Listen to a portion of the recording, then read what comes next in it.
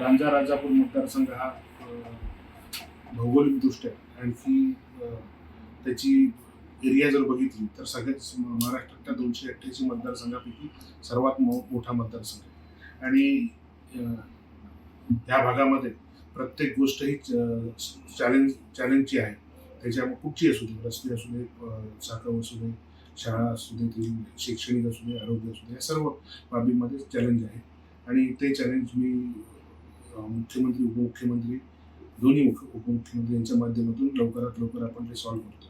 ह्या भागामध्ये असलेला जो लाईटचा विषय होता, माननीय मुख्यमंत्री देवेंद्र फडणवीस साहेबांच्या माध्यमातून 231 कोटी रुपये मंजूर करून भूमिगत विद्युत वाहिन्याचं काम देखील आता मार्गी लागलेलं आहे. भविष्यात 423 कोटीचं काम रत्नागिरी आणखी राजापूरचा जो आम्ही DPR बनवून दिला आहे ह्याचं देखील काम मार्गी लागेल. माननीय परिवहन मंत्री प्रताप सरनाईक यांच्या माध्यमातून लांजा, राजापूर तसंच रत्नागिरी आणि देवरूख करता 10 डेपो करता 10 बसेस ह्या मंजूर झाल्या आणि त्याचा पहिला टप्पा म्हणून रत्नागिरीमध्ये 10, राजापूरमध्ये 5 आणि लांजामध्ये 2 अशा गाड्या आजच रवाना झाल्या असून त्याचं उद्या लोकार्पण होणार आहे. विविध जे आपल्या विभाग आहेत त्याची कामं देखील येत्या काही दिवसामध्ये बजेटमध्ये आपल्याला आलेली दिसते. माननीय गडकरी साहेबांच्या माध्यमातून मी बऱ्याचशा गोष्टीमध्ये चर्चा केली.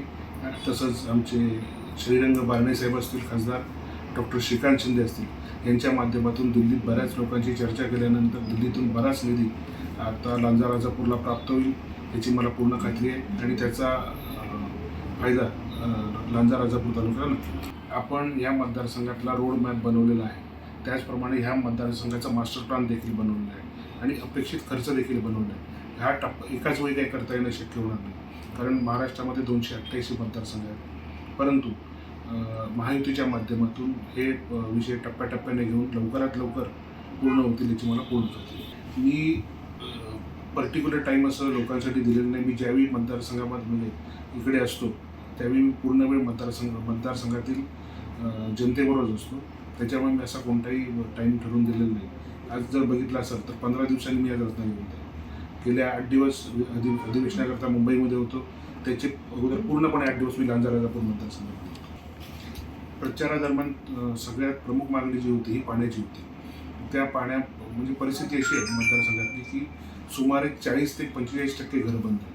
ते उद्योगधंदा नसल्यामुळे ती घरं बंद आहेतच, परंतु लोकांना पाण्याची मुबलक उपलब्धता नसल्यामुळे महिला आता डोक्यावरती हंडा घ्यायला इच्छुक नसल्यामुळे त्यातली 5 ते 10% लोक स्थलांतरित झालेली होती. आणि जे चाकरमानी आपल्याकडे मे महिन्यामध्ये येतात किंवा गणपतीला येतात, होळीला येतात, हे देखील येत नव्हते. आणि हा तालुका येत्या मे अखेरपर्यंत पूर्णपणे भविष्यामध्ये देखील टँकरमुक्त झालेला असेल कायमस्वरूपी. मी गेल्या 15 दिवसापूर्वी माननीय पंतप्रधान साहेबांना पत्र दिले.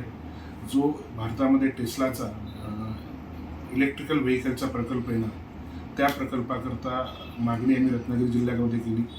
राज्याचे मुख्यमंत्री देवेंद्रजी फडणवीस साहेबांना देखील आम्ही मागणी केली.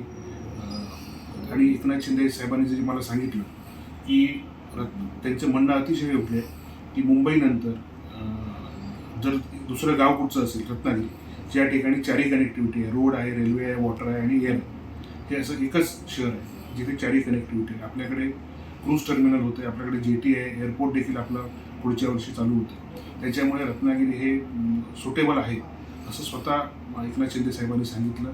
त्याचप्रमाणे मुंबईपासून सिंधुदुर्ग पर्यंत जो ग्रीन कॉरिडॉर हायवे होणार आहे 6 बदली, ह्याचा देखील ह्या उद्योगाला फार मोठा फरक पडणार आहे. जेणेकरून वेळेचं असेल किंवा हे सगळ्या बाबींमध्ये होणार आहे. त्यामुळे टेस्ला हा जर प्रकल्प कोकणात आला तर ऑटोमोबाईल इंडस्ट्री मोठ्या प्रमाणात येईल आणि नक्कीच हा गेम चेंजर प्रकल्प कोकणासाठी ठरू शकतो.